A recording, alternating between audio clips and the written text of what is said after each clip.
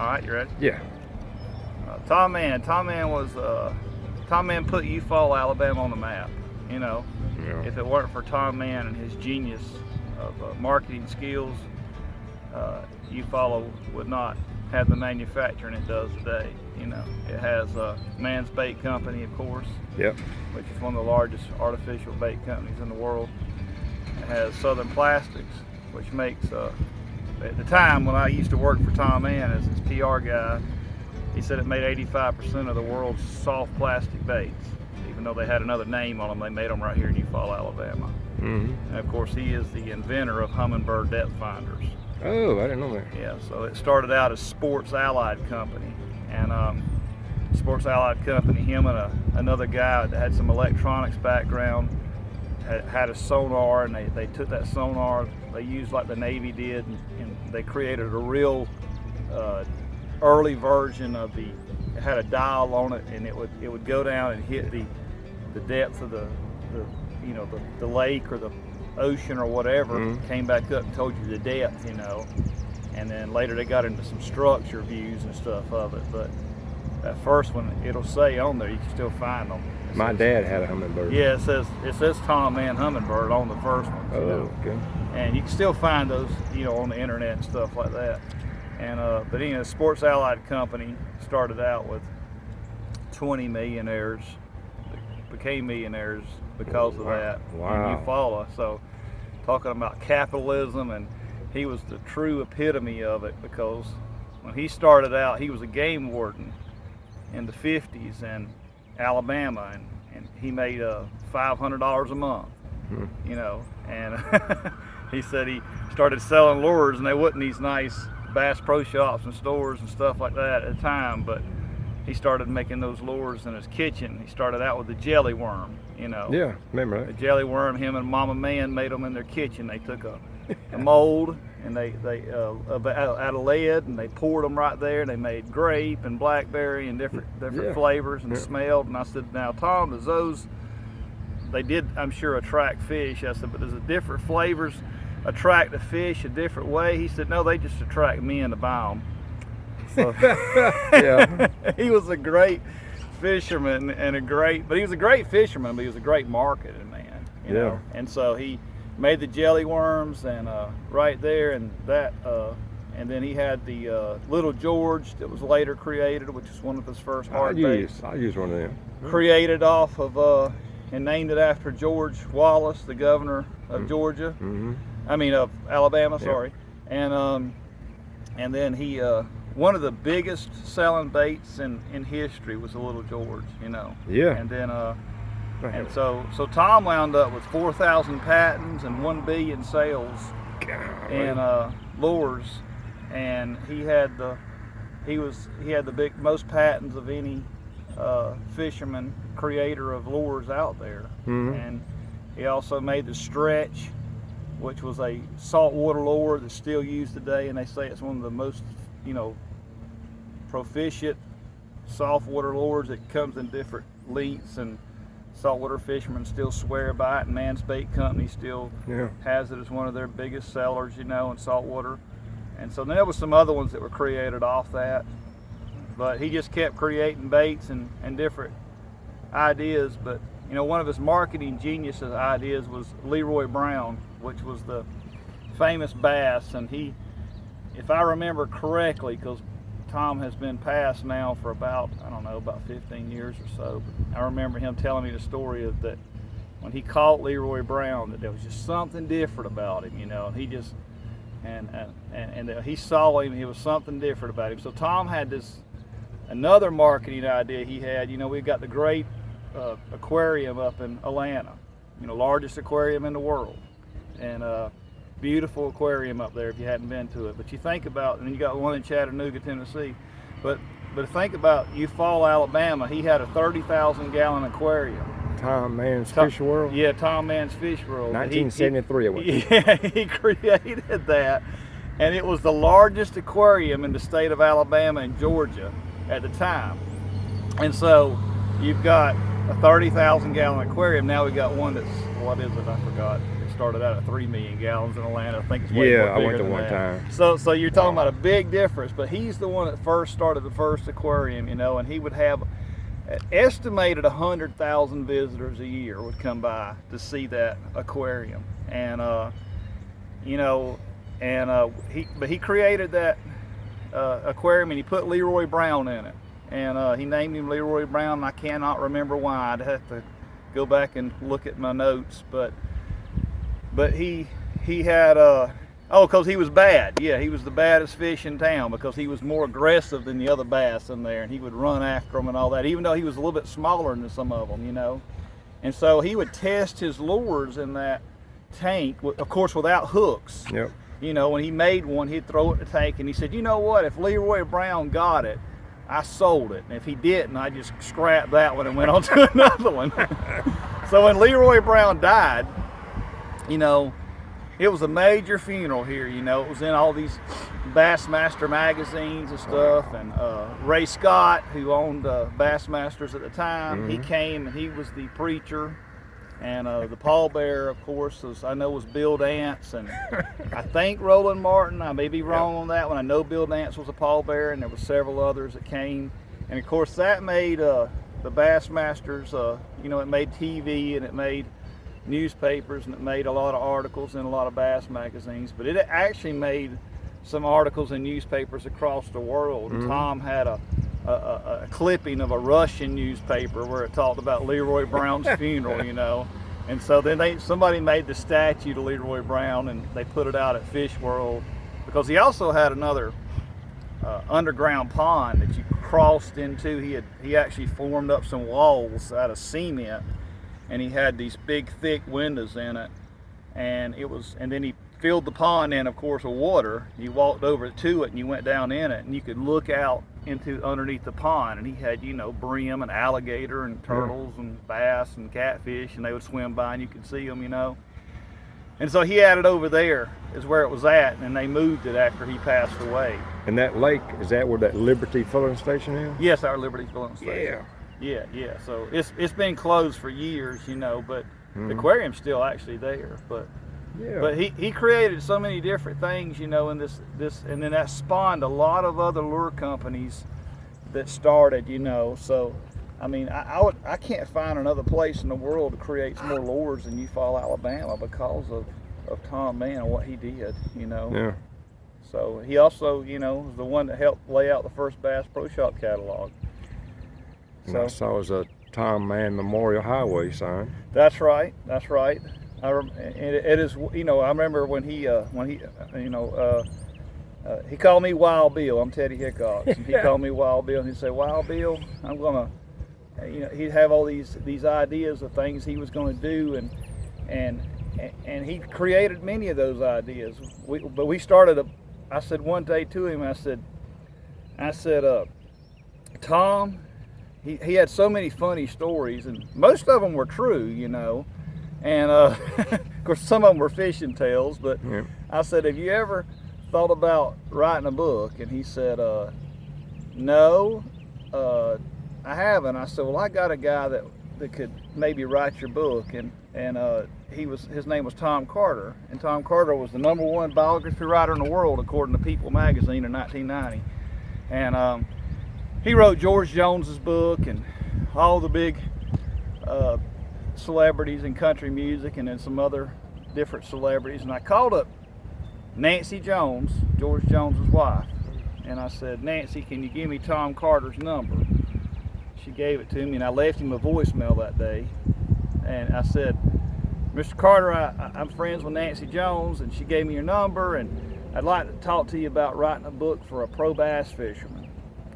Well, that afternoon he called me back, and I said, how do we do this, Mr. Carter? I said, do we pay you? Well, first of all, he wanted to know about Tom Mann, and I told him everything about Tom. I said, well, you know, he's been struck by lightning twice on the lake. He's been in a plane crash. He had a heart attack.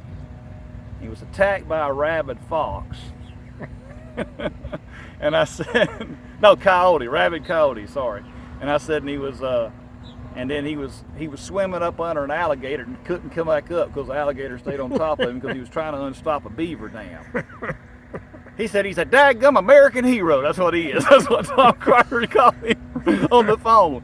He said, I don't know much about bass fishermen. He said, or bass fishing. He said, I just done with the music industry. He said, but let me, and then he said, you know, 'cause they're the crookedest people in the world in the music industry. He said, let me call you back. And I said, okay. And he called me back in a few days. He said, I did some research, and he said, Teddy, the bass fishing industry pulls in more money than the PGA golf and tennis combined. He said it's a $1 billion industry at the time. So he ended up coming down and interviewing Tom and for about 2 days solid, and he went back and put something together, and he sold it. We sold it to Random House in New York. Yep. And his book's called Think Like a Fish, and you can find it on the internet. You can find it. It's a great book. It's a great read because Tom Carter was a great writer. He made it an easy read out of it. But it really talks about, it's not about fishing. It's about how Tom Mann created his name, his legacy, and how he became one of the biggest pro bass fishermen in the world because he got the Dolphin Award, which is the freshwater fisherman's award. It's just the highest honor. It's actually he's actually chosen by all the other pro bass fishermen like Roland Martin and Bill Dance, and all of them voted on who's their favorite bass. And he was also in the Alabama Sportsman Hall of Fame, and he was also recognized as the top 3 most recognizable faces in the state of Alabama. Yeah. You know, of course, with Bear Bryant and Governor Wallace, I believe.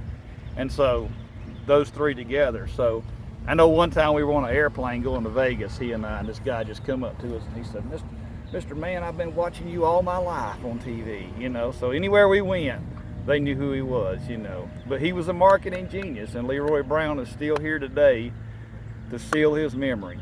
Oh, great, man. Awesome. Tell me tell your name again. Teddy Hickox. What position you worked in? I did PR with him, and I did all year? his public relations, and what we would do was, you know, I promoted the book. Before the book, I had him, he was promoting some companies. He did some national commercials for them. And then actually we did a lot of stuff with Golden Corral and stuff when they did Fish Friday, and that was through Bass Pro Shops, and Bass Pro Shops was on there. And that was with Johnny Morris, because him and Johnny Morris, the owner of Bass Pro Shops, were really good friends. Matter of fact, Johnny Morris flew here with his entourage and his private jet and landed down here in little old Eufaula, Alabama, because he called me when Tom Mann was in a coma. Of course, he had a heart problem, and he called me up very heartbroken. You know, tell me about my friend. I said, well, he's not looking good. He says, I'll call you back tomorrow. And the next day, I said, he's passed away. And he says, I'll be there. He flew in. Ray Scott came in, and you know, it's a funny stories that the things that they did together, and thinking about that. Johnny Morris came to him and said, you know, Tom, I want to start this catalog, like Sears catalog, for bass fishermen and maybe some hunters and stuff. And he said, you know, Johnny didn't have enough money to do it all, so he said, Tom, will you loan me your lures on credit? And also, will you help me lay out the first catalog? And he did. And of course, they were good friends. He said, sure, I will. And it just went from there. And you know, you look at Bass Pro Shops, over $1 billion company now. You know, you look at where Humminbird is now, you know, and how many people are employed there, or Mann's Bait Company, or Southern Plastics, or all the companies that he started. Literally hundreds and hundreds of people have jobs, or had jobs in the past to currently today. You know, generations have worked there. I've talked to people that said my mother and father worked there, or my mother worked there, and I worked there. You know, and it's like, really? But he loved people, and he loved Alabama, and he loved Lake Eufaula. He fished all over the world. He fished with Tom Martin. He fished with Bill Dance, and of course he fished with Ray Scott all over the world. They did tours, and they have so many funny stories that are in that book, Think Like a Fish. But But the one place he always wanted to come back to was Eufaula. Eufaula was just something special to him. That's where he made his home at. You know, he loved Lake Eufaula, and it was called Bass Capital of the World, which this thing says, because they did a study one time, and when they went and shot the water, there was more bass per square feet come out of Eufaula than any other lake in the world. So that's why I guess he liked it so much. Oh yeah, Keep him out of trouble. Oh, actually, yeah, he started the. Take a kid fishing. Okay. So he started taking kid fishing, which at one time, you know, it just built up after year. They do it every summer, you know, and it would just get bigger and bigger and bigger, and so they would feed them. You know, they would cook them hamburgers and hot dogs, and then they would take them out to several ponds he had, and they would just go around and fish pond to pond to pond, you know. Oh. And he would give a little lecture at front, you know, and their dads, of course, would come bring them, and their moms and stuff. And he would say, take a kid fishing, and made a slogan out of it. And he put it in a lot of different magazines, you know. And so that grew, I think one summer, it was something like 1,600 kids came. Or maybe it was 1,200, I don't remember. It was 1,600, 1,200 something came. And he's like, you know, it just got so expensive. We had to feed them. And he said, and honestly, I didn't want to say this on tape, but Eufaula wouldn't even pay for nothing. They wouldn't help me. He said, but we were bringing all this business to Eufaula. You know, people were coming to stay. And he said, and I just thought after a while, if they're not going to do anything, I'm not going to. He said, I couldn't get them to trip in or anything. But anyway, he wasn't really mad about that. He was just like, well, that's just the way it was, you know. And he said, but it just got out of hand. It got so big. But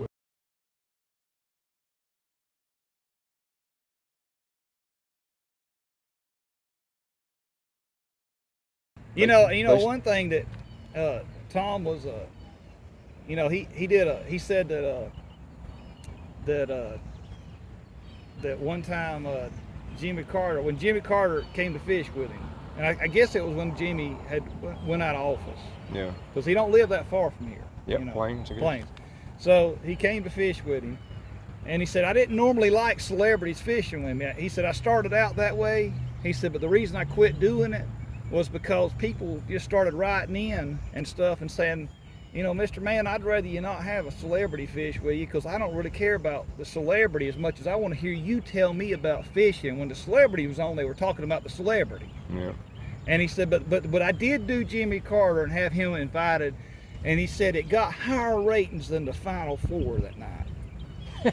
Wow. And so he said I enjoyed fishing with Jimmy, and he enjoyed fishing with me. And so when he wrote his first book, because he wrote several, of course, you know, when he came out of office, he said when he wrote his first book that he wrote, and I don't remember the name of it, he said he dedicated a whole chapter to me, you know, fishing. And I found that book in Plains. I went to a bookstore, and I kept looking and looking, and I found it. And I said, there it is, just like Tom said. And Tom had passed in, and the lady said, you know, I know Jimmy. I said, do you? She said, yeah. She said, if you want me to, I'll have him autograph it and send it to you. So I bought it, and I gave her like $5 to mail it to me or whatever. And I thought, it'll never come. And about 6 weeks later, it came, and he signed it. Yeah. So that was pretty cool. And but that's just another thing Tom did. And of course, at the end, he had the Tom and Tina show, which was, he had been off the air for quite a few years, and the Outdoor Channel put him back on, and he did the Cook and Man show, which was Jeff Cook from the band Alabama. He's the drummer. Remember the drummer? Probably on YouTube. Yeah. Remember the drummer? Oh yeah. So Jeff actually was the founder of Alabama. So, but Jeff would come and fish with him. He loved to fish, and they did several shows. And they did the Cook and Man show, and then and that's when I was working with him. And then he came up with the Tom and Tina show, and he had this good-looking blonde girl, and she fished with him, and ratings went high, man. But they really did. They just talked about fishing, you know, mainly. And sometimes they would cut up. And one of the jokes that she played on him one time that was so funny was he had those clear Plano or whatever you call them, tackle boxes, just the section that slid in, you know, because a lot of times people will just take that with them. They'll have their top water baits or whatever. They want to change their bait out in that, and it's just real easy to get to, and it's got its own little compartments. Well, it's clear plastic. She took that thing and she put a little super glue around the edges and closed it. And he got up there and they had the cameraman running and she was talking. He went down to reach to change the lure and he said, and just a little bit, he said, well, I ain't never. She said, what? He said, hey. He said, I ain't never had one do this. And she said, do what? He said, the sun has melted this thing together. And that was everybody had a big laugh. He got high ratings for that, you know. So yeah, he was hilarious, man. He was a funny guy. Well, thanks, Teddy.